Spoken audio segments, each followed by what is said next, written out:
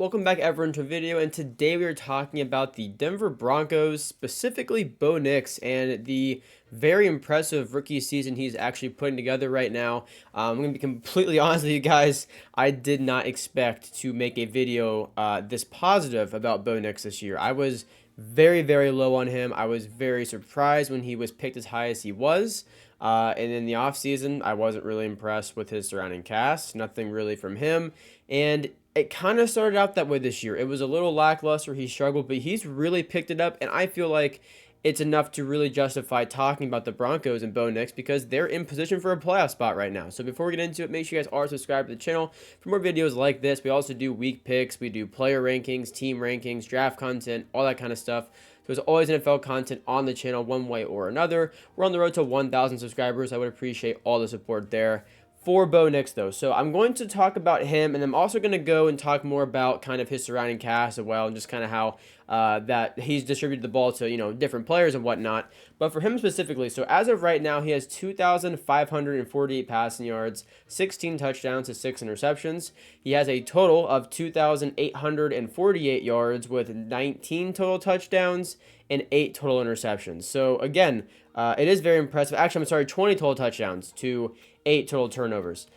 So again, it's very impressive. And so we go to that first game. Bo Nix had to play in Seattle, which is very tough for any quarterback, especially a rookie. He throws for 138 yards, no touchdowns, 2 interceptions. He does run for 1 touchdown, and the Broncos lose by 6. He then turns around and plays Pittsburgh, where he goes for 246. Again, no touchdowns, 2 interceptions. And that was probably, the game where people were like, okay, no passing touchdowns, 4 turnovers in 2 games, not a good look. But really after that is when he started to kind of pick it up, and not even in the sense of, scoring a bunch of points, but he started becoming a lot more careful with the football. No touchdowns, or no passing touchdowns, no turnovers against the Buccaneers. He ran one in. No turnovers against the Jets. No turnovers against the Raiders. He turns one over against the Chargers in a close game that they lost by 7. But again, he had 2 passing touchdowns there. And then after that point, so he has no turnovers against the Saints, 4 total touchdowns against the Panthers. He has a bad game against Baltimore, pretty understandable. He has a winning game against the Chiefs. That game was won until that kick the Chiefs blocked. Bo Nix played a winning football game against the Chiefs. 22 for 30, 215 passing yards, 2 touchdowns, no interceptions.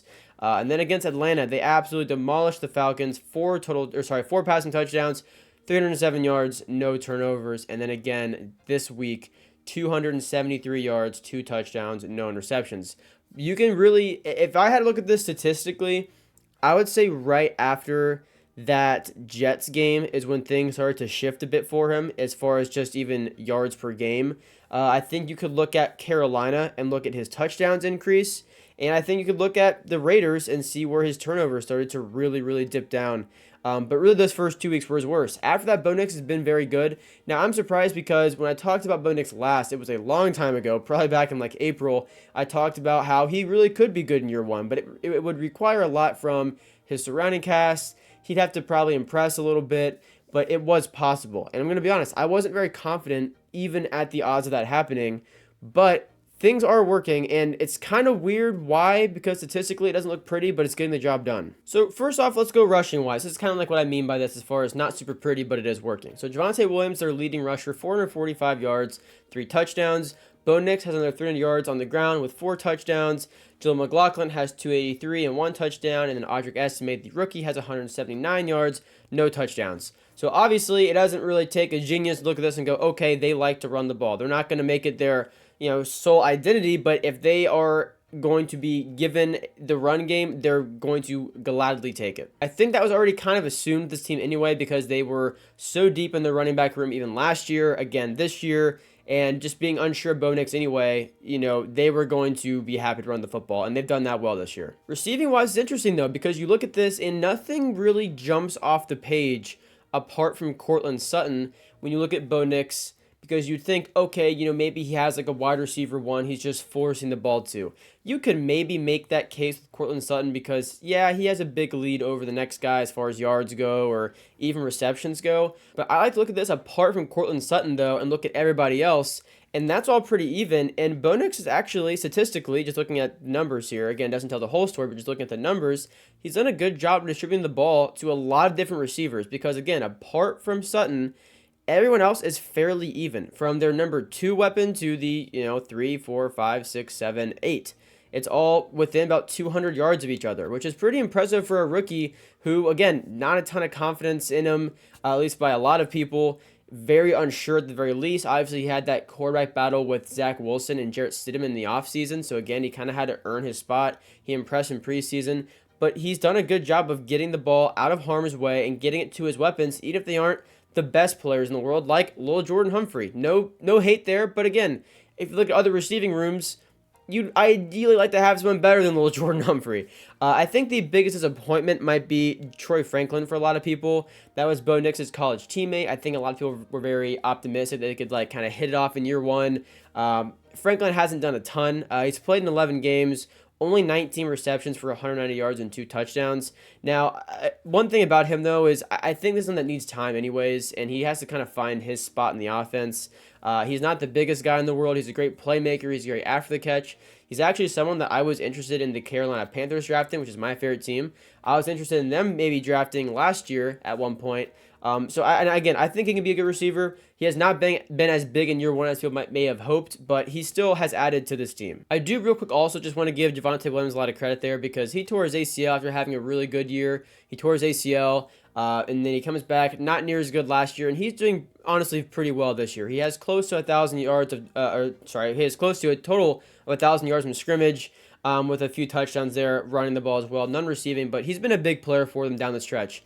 Now, when I look at this though, because again, I kind of said other than Courtland Sutton, when you factor him into it, he's having a good year. 57 receptions, 744 yards, and 5 touchdowns. This is someone that they're going to have to rely on as they get closer to a possible playoff spot. And if they even if they don't make the playoffs, when you start playing more meaningful football, it's veterans like this that you have to lean on, because that's the one major issue I have with the Broncos offense. I love the hype going into him now that Bo Nix is impressing, they can make the playoffs, all this cool stuff. I'm all for it. But the only thing is that there's not a lot of experience at pretty much anywhere on this offense apart from Courtland Sutton. Again, Humphrey has not played in that big of games. Javonte Williams is still very young, coming off an injury recently. Franklin's a rookie. Reynolds, last I heard, he was shot in the head. I think he's okay, but no one ever ended up saying anything else about that I've seen. So I hope he's okay.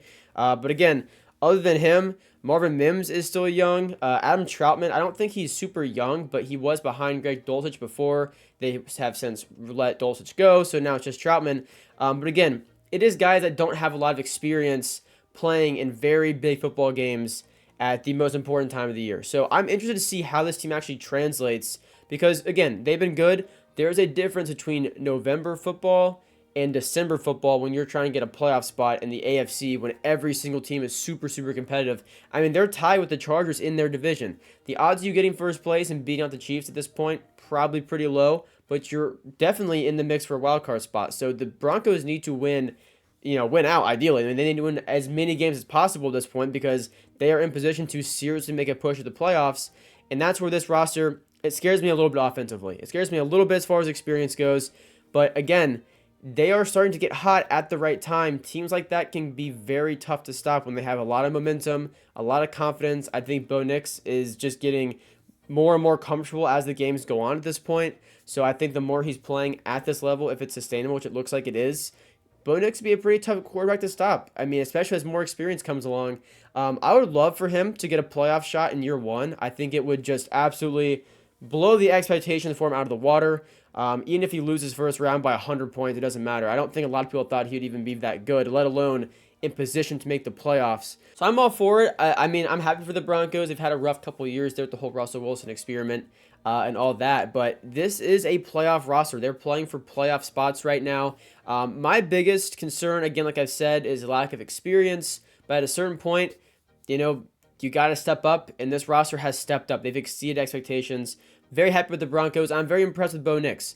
One thing I want to ask you guys, though, do you think that Bo Nix can make a push for Rookie of the Year? Because 2 months ago, Jaden Daniels had that locked up, and now, not as open. Or sorry, it's not as close. It's very open for the Rookie of the Year race, or Offensive Rookie of the Year, I should say. Again, I said 2 months ago, probably more realistically like 1 month ago, Jaden Daniels had it locked up. But since then, Bo Nix has been on a tear. Daniels has slowed down. I don't know. I think it's definitely on the table, but let me know down below what you guys think of that. And Bo Nix and the Broncos. Is this a playoff team, or are they a bit more playoff pretenders rather than contenders? Let me know down below. I would appreciate all the support there. Leave a like, subscribe. Thank you guys for watching. I do really appreciate it. I'll see you guys in the next one. Peace out.